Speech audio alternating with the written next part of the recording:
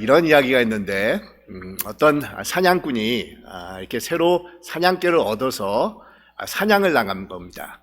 그러면서 이 사냥개가 얼마나 새로 구입한 이 사냥개가 얼마나 유능한지 시험을 해보고자 이제 총을 이렇게 들어서 쐈는데 이렇게 오리를 맞춰가지고 오리가 떨어져서 이제 그 사냥개 보고 빨리 주워오라라고 명령을 하니까 이 사냥개가 아주 순살같이 호수 강을 막 뛰어가가지고 떨어진 그 오리를 집어가지고 오는 겁니다. 그러자 이 주인이 그 광경을 보면서 어안이 벙벙해집니다. 그래서 어떻게 저 개가 호수 위를 물 위를 걸어서 새를 잡아갖고 오실까? 이렇게 정말 너무 놀래가지고 이 사냥꾼이 다시 한번 총을 들어가지고 새를 맞춰서 새가 호수가에 떨어뜨렸는데 즉시로 이 사냥개가 또 다시 호수 위를 막 가가지고 그 새를 물어가지고 오는 겁니다. 그래서 이 사람이 너무 이렇게 자신 눈으로 믿어지지 않아서 다음날 친구를 불러가지고 사냥을 같이 가자고 얘기를 합니다. 그러면서 이번에도 또 총을 들어가지고 이 새를 이렇게 쏴서 새가 떨어지는데 똑같이 사냥개가 호수를 걸어가지고 막 쏜살채 같이 가가지고 새를 물어서 가지고 오는 겁니다. 이러기를 몇 번 하는데 정말 친구도 이 사냥개 주인도 도저히 믿어지지가 않습니다. 그러면서 서로가 그냥 아무 말도 없이 가만히 있다가 이 주인이 더 참을 수가 없어서 이 친구에게 불쑥 말을 건네는 겁니다. 여보게 친구요, 저 개한테서 이상한 점을 발견하지 못했나? 그러자 이 친구가 깊은 생각에 잠긴 듯이 턱을 문지르면서 이 말하기를, 그래, 내가 이제 생각났어. 저 개는 헤엄칠 줄을 모르는 개인 것 같아. 이렇게 얘기를 했다는 겁니다. 자, 여러분, 삶은 당연한 것이 아닙니다. 어떻게 보면 삶은 기적이라고 할 수가 있습니다. 이 세상에서는 삶을 당연시 생각을 하고 여기며 사는 그런 사람이 있는가 반면에 또 어떤 분들은 삶을 그냥 당연시 생각하지 아니하고 내게 주어지는 매일같이의 기적이라고 생각을 하면서 살아가는 그런 사람들도 있다는 겁니다. 똑같은 인생을 살면서 사람들은 전혀 다른 삶을 살아가고 있습니다. 한 부류의 사람들은 다람쥐 채바퀴 돌아가듯이 지루한 인생을 살아가고 있고, 또 다른 그런 부류의 사람들은 감사와 기쁨과 소망을 느끼면서 정말 하루하루를 아주 소중하게 살아가는 그런 사람들이 있다는 겁니다. 여러분, 한번 스스로에게 물어보시기 바랍니다. 과연 나는 어떤 부류에 속한다라고 생각을 하고 계십니까? 오늘 우리가 봉독한 이 말씀은 사실은 시간상 다 읽지 못했지만 12장 전체를 봐야지만 이 말씀이 어떻게 우리 예수님께서 말씀하셨는지를 우리가 이해할 수가 있는데, 12장 첫 부분에 보면은 어느 한 사람이 예수님을 찾아와서 자신의 형과 유산 문제로 이렇게 분쟁이 있었는데 그것을 해결해 달라라는 그런 부탁을 예수님께 하는 것입니다. 그러자 예수님께서는 삼가 모든 탐심을 물리치라, 사람의 생명이 그 소유에 넉넉한데 있지 아니하니라 라고 하시면서 우리가 잘 아는 부자 농부의 이야기를 건네주시는 겁니다. 어느 한 농부가 있었는데 아주 풍성한 밭의 수확을 앞에 두고는 이 부자는 기쁨을 감추지 못하는 겁니다. 그러면서 너무 흥분을 해가지고 내가 이렇게 큰 수확을 얻게 되니까 이제는 먹고 마시고 즐기는 삶을 살아가자꾸나 라고 하면서 행복을 꿈꾸게 됩니다. 하지만 예수님께서 뭐라고 말씀을 하고 계십니까? 어리석은 자여, 오늘 밤에 내 영혼을 도로 찾으리니 그러면 내 준비한 것이 누구의 것이 되겠느냐? 자기를 위하여 재물을 쌓아두고 하나님에 대하여 부여하지 못한 자가 이와 같으니라 라고 이 말씀을 하신 것입니다. 아마 이야기를 듣고 있었던 이 제자들이 이런 질문을 던지고 있었던 것 같습니다. 예수님, 그러면 우리는 무엇을 먹고 살라는 말씀입니까? 다 하나님을 위해서 우리가 모든 가진 것을 내어드린다고 하면 우리는 과연 어떻게 살아가라는 말씀입니까? 아마 제자들이 옆에서 예수님의 말씀을 듣고 이런 생각을 가졌을 것이라는 겁니다. 이런 마음들을 제자들이 가지고 있는 것을 눈치채신 예수님께서는 이들을 향해서 다시 말씀을 전해주시는데 그것이 바로 오늘 우리가 봉독한 이 누가복음 12장의 내용입니다. 여러분, 어떤 내용입니까? 오늘 본문에서 우리가 읽은 내용의 중심 내용이 어떤 것이라고 생각을 하십니까? 우리 예수님께서 이렇게 말씀하고 계시지 않습니까? 까마귀를 보라, 이렇게 말씀하고 계시지 않습니까? 이 같은 내용을 담고 있는 이 마태복음에서는 까마귀가 아니라 단지 새를 보라고 말씀하고 계시는데, 오늘 본문 누가복음에 보면 예수님께서는 새라고 말씀하고 계신 것이 아니라 까마귀라고 이 말씀을 하고 있습니다. 여러분, 까마귀는 당시에 참새보다도 더 못한 하찮은 그런 새였다는 겁니다. 가장 가치없는 새가 까마귀였다는 겁니다. 그런데 이런 까마귀를 거론하시면서 아무리 쓸모없는 까마귀라도 돌보는 사람이 없기 때문에 이 까마귀들이 그냥 다 죽어가고 있느냐라고 예수님께서 반문을 하고 계신 것입니다. 여러분, 까마귀들은 곡식을 심는 일도 없습니다. 곡식을 이렇게 키우는 일도 없습니다. 걷어들이지도 않습니다. 창고를 지어서 그곳에 곡식을 모아놓고 살아가지고 있지도 않습니다. 세일하는 마켓을 찾아가지고 이곳저곳 다니면서 알뜰하게 까마귀들이 살림하는 그런 새들이 아닙니다. 그럼에도 하나님께서는 아무 쓸모없는 새까지도 먹이시고 보살피시고 또 키우고 계시다라고 하는 것을 예수님께서 말씀하고 계신 것입니다. 그러면서 예수님의 핵심 초점은 다른 데 있는 것이 아니지 않습니까?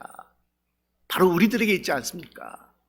이렇게 하찮고 보잘것없는 까마귀까지도 우리 하나님께서 보살펴주고 계시는데, 이 까마귀보다 더 나은 우리 인간들은 오죽하겠느냐. 바로 이것이 예수님께서 우리에게 주고 계신 말씀의 내용입니다. 여러분, 우리 예수님께서는 오늘 말씀에서 정말 까마귀같이 하찮은 그런 새와 정말 하나님의 형상대로 지음을 받은 우리 인간들과 이 비교를 하시면서 이 말씀을 하고 있습니다. 그러니까 너희가 까마귀처럼 쓸모없고 보잘것없는 그런 존재이냐라는 것입니다. 까마귀도 먹이고 기르시는 하나님 아버지께서는 너희와 같이, 우리와 같이 하나님의 형상대로 지음을 받은 귀한 존재들을 그냥 내버려 두지 않으신다는 겁니다. 뿐만 아니라 또한 우리 예수님께서는 식물을 예로 들어서 계속해서 말씀을 하고 계시지 않습니까? 백합화를 보라, 이렇게 말씀을 합니다. 백합화들이 실을 만들고 배틀에 앉아서 배를 짜서 고운 옷을 만들어 입더냐? 인간들이 아름다운 배를 짜고 옷을 만들어 입는데도 솔로몬이 입은 가장 아름답고 영광스러운 옷도 이 꽃 하나만도 못하지 않느냐? 하나님이 그들의 옷을 만들어 입히시기 때문이다. 이처럼 오늘 있다가 내일 아궁이에 던져지는 이름 없는 들꽃과 너희들과 비교할 때 누가 귀하냐? 그렇다면 까마귀를 먹이시는 하나님께서 너희는 먹이지 않고 백합화를 기르시는 주님께서 너에게 입고 살 것을 주시지 않겠느냐? 이렇게 말씀을 하고 계신 것입니다. 아마 이런 예수님의 말씀을 듣고 있었던 제자들은 다들 깜짝 놀랐을 것입니다. 이 세상에서 태어나서 처음 듣는 그런 말이라고 생각했을 것이라는 겁니다. 왜냐하면 제자들은 이제껏 자기들이 노력해서 먹고 살아가는 자들이라고 이 자부심을 가지고 살아왔던 자들입니다. 본인들이 노력해야 자녀들을 기를 수 있었고 가정을 꾸려가는 줄로 알고 있는 힘을 다해서 열심을 다해서 살아왔던 자들이 바로 제자들이었습니다. 그런데 우리 주님은 전혀 다른 그런 세계의 이야기를 제자들에게 들려주신 것입니다. 계속해서 우리 주님께서 말씀을 이어가시는데 너희는 무엇을 먹을까 무엇을 입을까 하여 구하지 말며 근심하지도 말라. 이 모든 것은 하나님 아버지를 모르고 살아가는 세상 사람들이 구하는 것이다. 너희에게는 하늘 아버지가 있지 않느냐? 너희 아버지께서 이런 것이 너에게 있어야 될 줄을 아시느니라. 이렇게 말씀을 하고 계십니다. 여러분, 어떻습니까? 예수님께서 이 말씀을 주신 그런 이유가 뭐라고 생각을 하고 계십니까? 우리 보고 단지 일하지 말라라는 그런 이야기를 해주시기 위해서 예수님께서 이 말씀을 우리에게 들려주고 계신 것이겠습니까? 이제 아무것도 하지 말고 걱정도 하지 말고 그냥 집에 가서 푹 자고 그냥 놀면서 쉬면서 하나님만을 바라보거라, 이 말씀을 들려주시기 위해서 예수님께서 이 본문 내용을 우리에게 말씀해 주고 계신 것이겠습니까? 여러분 한번 생각해 보십시오. 우리 예수님께서 이 내용을 우리에게 주신 그 이유가 무엇이겠습니까? 많은 사람들이 한 가지의 그런 호칭이나 역할만 있는 것이 아니라 여러 가지 그런 역할과 호칭들이 있는 것을 볼 수가 있는데, 가령 예를 들어서 저 같은 경우에는 또 저 같은 경우에도 이렇게 몇 가지 호칭과 역할들이 이렇게 붙여져 있습니다.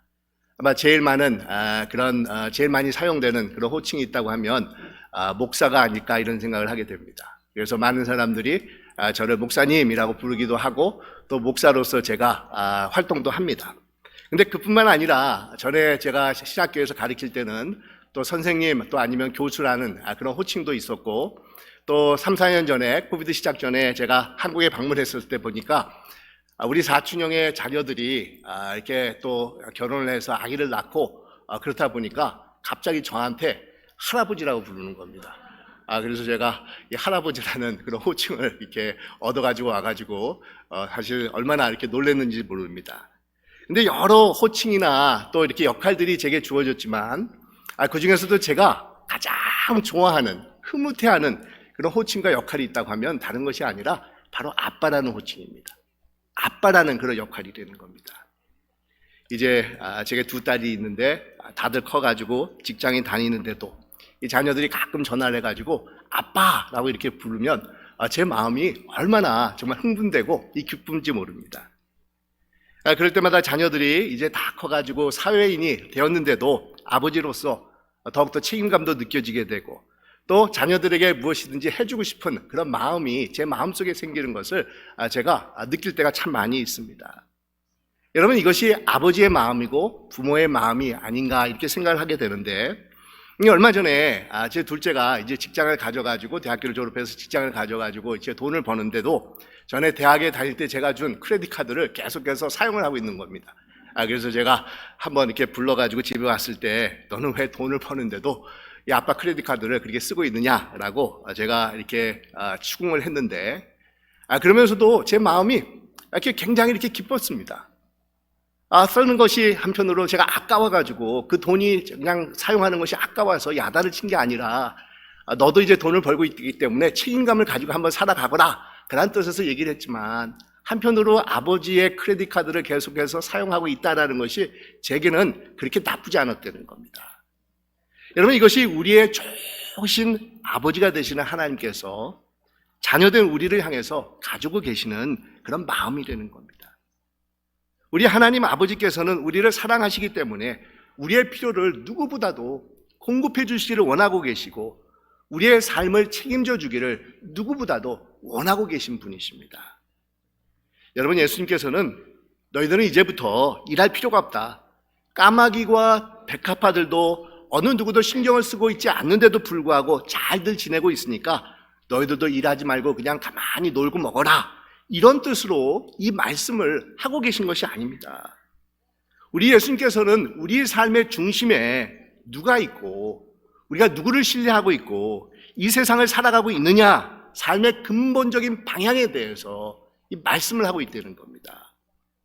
이 세상 사람들처럼 내가 노력을 해야지 되고 내가 지혜를 짜야지 되고 내가 중심이 되는 그런 삶을 살아가고 있지는 않은지, 아니면 하나님 아버지를 내 삶에 모시고 그분을 신뢰하며 그분의 도우심을 의지하면서 살아가고 있는지, 바로 이 사실을 우리에게 지적해 주시기 위해서 오늘 본문 말씀을 우리에게 주고 계신 것이 되는 겁니다. 그래서 여러분, 주님께서 오늘 본문의 결론을 이렇게 맺고 계시지 않습니까? 그러므로 너희는 그의 나라를 구하여라. 그리하면 이런 것들을 너에게 더하여 주실 것이라. 두려워하지 말아라. 적은 무리여, 너희 아버지께서 그의 나라를 너에게 주시기를 기뻐하신다. 너희 소유를 팔아서 자선을 베풀어라. 너희는 자기를 위하여 낡아지지 않는 주머니를 만들고 하늘에다가 없어지지 않는 재물을 쌓아두어라. 거기에는 도둑이나 좀의 피해가 없다. 너희의 재물이 있는 곳에 너희의 마음도 있을 것이다. 이렇게 말씀을 하고 계십니다. 여러분, 이 같은 내용이 마태복음에도 똑같이 기록이 되고 있는데, 마태복음 같은 경우에는 예수님께서 산상설교를 하실 때 이 말씀이 이렇게 하신 것으로 이 기록이 되어 있는데, 오늘 우리가 읽은 누가복음에 보면은 이 말씀을 예수님께서 마지막으로 예루살렘을 향해서 가는 도중에 이 제자들에게 전해주신 것으로 이 기록을 하고 있습니다. 그러니까 주님께서는 마지막으로 이 제자들과 예루살렘을 향해 가시면서 마지막 정말 유언과 같은 당부의 말씀으로 이 제자들에게 주신 것이라는 겁니다. 근데 여러분, 여기서 재밌는 것은 이 누가복음을 누가 기록을 했습니까? 누가라는 사람이 기록을 하지 않았었습니까? 근데 이 누가라는 인물은 후에 사도 바울과 함께 세계 곳곳을 다니면서 선교 사역을 감당했던 사람입니다. 그런데 이 누가나 사도 바울 같은 경우는 세계 곳곳을 돌아다니면서 복음을 전했지만 어떤 소유도 제대로 이렇게 가지고 있지도 않았고 많은 물질도 가지고 있지 않는 상태에서 세계 곳곳을 다니면서 이 복음을 전했다는 겁니다. 그러니까 빈손으로 선교를 다닌 사람들입니다. 하지만 이들은 굶어 죽지 않았었습니다. 먹지 못해서 하나님의 일을 하지 못한 적도 없었습니다. 주님께서 때때로 이들에게 필요한 것들을 다 공급해 주셨다는 겁니다. 아마 이런 사실을 누가가 직접 체험을 하고 있었기 때문에 담대하게 누가는 예수님께서 전하신 이 말씀을 기억하면서 정말 자신의 산 체험에서 우러나오는 그런 말씀을 기록을 했을 것이라는 겁니다. 어떤 분들은 너의 소유를 팔아서 구제하라는 말씀에 고민을 하시는 그런 분들도 있을 텐데, 여러분, 오래전에 어떤 여자 집사님이 저한테 한번 이런 고민을 토로하신 적이 있으셨는데, 본인은 너무도 명품을 좋아해가지고 아주 비싼 그런 가방과 또 이렇게 옷들을 많이 가지고 있다는 겁니다. 그런데 하나님으로부터 이렇게 은혜를 받고 이렇게 주님을 이렇게 믿기 시작을 하고 나서부터는 자기가 이렇게 명품 가방과 옷들을 이렇게 많이 가지고 있는 것에 대해서 굉장히 이렇게 죄책감이 있다는 겁니다. 그래서 참 이렇게 부끄러운 마음을 가지고 제가 신앙생활을 하는데 어떻게 하면 좋겠느냐라는 고민 아닌 고민거리를 저한테 이렇게 의논한 적이 있었는데, 그때 제 기억으로 이런 식으로 이분에게 대답을 해준 적이 있습니다. 가지고 계신 것을 없앨 필요 없습니다. 그런 죄책감, 그런 안타까운 마음, 그런 마음을 가지고 있는 것은 하나님께서 주신 것으로서 그 마음은 참 귀한 것입니다. 그 마음을 잃어버리지 마시고 앞으로 하나님께서 불러주신 청직의 삶을 살려고 노력한다고 하면 우리 하나님께서는 집사님의 삶을 기쁘게 받아주실 것입니다. 제가 아마 이런 식으로 대답을 들려준 것 같습니다. 여러분, 우리 목회자와 우리 교우들 간의 물질적인 그런 개념이 다를 수가 있습니다. 이 모든 소유를 우리 예수님께서 팔라라고 말씀하고 계시는데, 아마 이 말씀은 모든 그런 성도들에게 주시는 말씀이라기보다는 앞으로 사도들이 되어서 하나님의 교회를 이끌어갈 예수님의 제자들에게 주신 이 말씀이라고 할 수가 있습니다. 여러분, 어떻습니까? 좀 안심이 되지 않습니까? 예. 목회자와 일반 교우들의 물질관이 똑같을 수가 없다는 겁니다. 물론 근본적으로 물질에 대해서 목회자뿐만 아니라 모든 믿는 자들에게 똑같이 적용될 수 있는 그런 원리가 있겠지만, 특히나 목회자들이라고 하면은, 하나님의 부르심을 받은 자들이라고 하면은 물질에 대해서 집착해서는 안 된다는 겁니다. 하나님의 나라를 위해서 희생을 각오할 수 있는 자들이 바로 목회자들이라는 겁니다. 공중의 새도 까마귀도 먹이듯이 우리 하나님께서는 우리 모두를 먹이시고 책임져 주시는 분이십니다. 여러분, 이 말은 목회자들뿐만 아니라 모든 성도들에게 주시는 하나님의 말씀입니다. 또 백합화를 입혀주듯이 우리의 필요한 것들을 공급해 주시고 또 입혀주시는 분이십니다. 이것 또한 우리 모두에게 주시는 하나님의 말씀이라는 겁니다.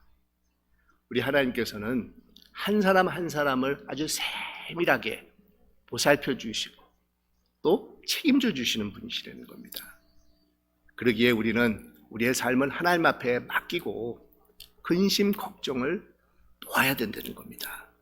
하나님께 대한 믿음을 가지는 자들이 되어야 된다는 겁니다. 여러분, 이 믿음과 염려는 이 반비를 합니다. 하나님께 대한 믿음이 더해지면 더해질수록 세상을 향한 우리의 염려는 줄어들게끔 되어 있습니다. 하지만 하나님에 대한 믿음이 약해지면 약해질수록 우리 안에 있는 근심과 염려는 더더욱 우리를 짓누르게 된다는 겁니다. 여러분, 우리가 잘 아는 믿음의 아버지라고 불리는 아브라함이 있지 않습니까? 우리의 믿음의 이 본이 되는 그런 인물이라고 할 수가 있는데, 이 아브라함이라는 이 사람은 원래는 갈대아 우르 출신입니다. 갈대아 우르라는 곳에서 있었을 때 하나님의 부르심을 받고 이 가나안 땅까지 오게 됐는데, 여러분, 당시에 갈대아 우르는 가장 부유하고 문화가 발달된 곳입니다. 근데 이런 곳에 살던 아브라함에게 가나안 땅을 향해서 가라고 했었을 때 아브라함이 어떤 마음을 가졌겠습니까?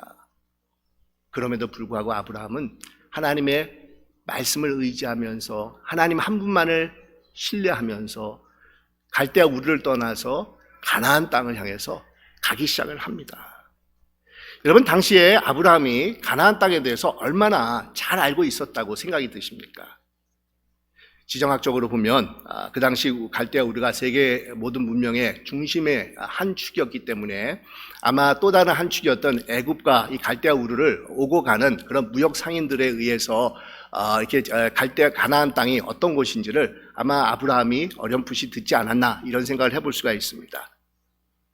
근데 여러분, 그 조그만 미비한 가나안 땅에 대한 소식을 아브라함이 들었다고 해도 그것은 아주 적은 그런 분량의 그런 지식에 불과했을 것이라는 겁니다. 요즘이야 인터넷이 발전이 되어서 우리가 가기도 전에 뭐 Airbnb를 예약을 한다든지, 아니면 그곳의 날씨며 아니면 그곳 사람들이 어떻게 살아가고 있는지를 다 조사해서 우리가 세계 여행을 할 수 있는 그런 시대에 살아가고 있었지만, 당시는 그렇지 않았다는 겁니다. 또 교통수단도 발달이 되지 않았었습니다. 요즘 같은 경우에는 우리가 한국에서 미국으로 이민 와도 정말 많은 것들을 가져올 수가 있었지만, 당시에는 몇천 마일을, 그것도 포장되지 않는 그런 산악지대와 사막을 거쳐서 짐승을 의지하면서 이 여행을 간다는 것은 정말 쉽지 않은 일이었다는 겁니다. 그러니 여러분, 아브라함이 당시에 갈대 우르를 떠나서 가나안 땅으로 향해서 갔을 때 얼마나 많은 것을 가지고 갔겠습니까? 아마 보따리 몇 점과 먹을 양식 정도만 가지고 가지 않았을까, 이렇게 생각을 해볼 수가 있습니다. 아무런 소유도 없이 자신이 가야 될 곳이 어떤 곳인지도 모른 채 단지 하나님께서 명령하셨기 때문에 그 하나님만을 신뢰하면서 아브라함은 움직였다는 겁니다. 그야말로 하나님의 나라와 그분의 의만을 추구하는 마음을 가지고 아브라함은 하나님을 따라 나섰다는 겁니다. 근데 여러분, 어떤 결과가 나타났습니까? 하나님께서 아브라함에게 모든 것을 채워주시지 않으셨습니까? 많은 재산도 주셨고 명예도 주셨고 많은 수하의 종들도 정말 이끌게 하면서 큰 부족을 이루게 하셨습니다. 특히나 약속의 아들을 주셔서 그의 후손들이 그 땅에서 번창케 되는 그런 놀라운 축복을 허락해 주셨다는 겁니다. 여러분, 하나님의 말씀을 의지하며 하나님의 나라와 그의 의를 추구하는 자들은 하나님께서 높여주십니다.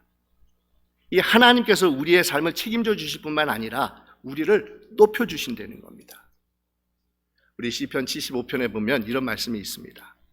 높이 세우는 그 일은 동쪽에서나 서쪽에서 말미암지 않고 남쪽에서 말미암지도 않는다.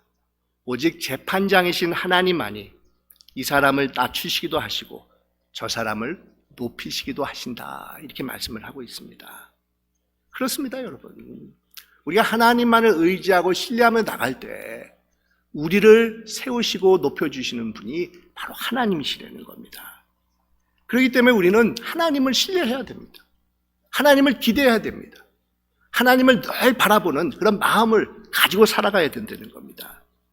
그럴 때 여러분, 하나님께서는 반드시 우리의 삶을 축복해 주실 것이라는 겁니다.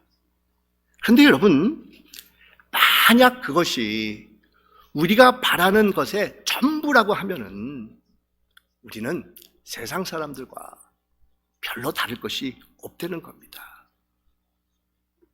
하나님께서 우리에게 주신 것들을 어떻게 사용하며 사느냐, 이런 것들은 정말 우리 믿는 사람들이 심사숙고하면서 고민해야 되는 부분이라는 겁니다.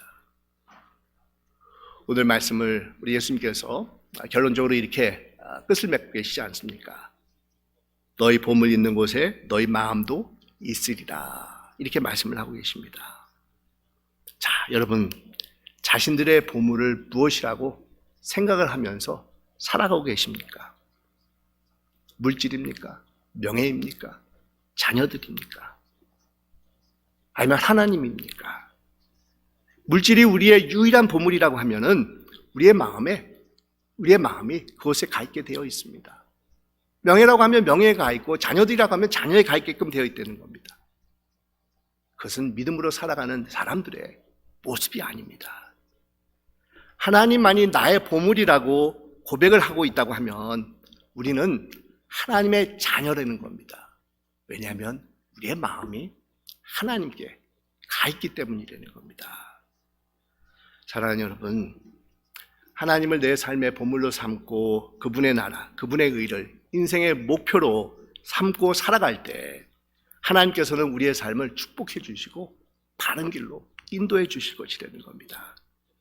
자신의 모든 것을 하나님의 영광을 위해서 헌신하며 살아갈 때 우리 하나님께서 우리의 삶을 보다 더 보람되고 의미 있는 삶으로 만들어 주실 것이라는 겁니다. 하나님을 더욱더 신뢰하고 하나님만을 의지하며 살아가실 수 있는 여러분 되시기를 주님의 이름으로 축원드립니다. 기도드리겠습니다.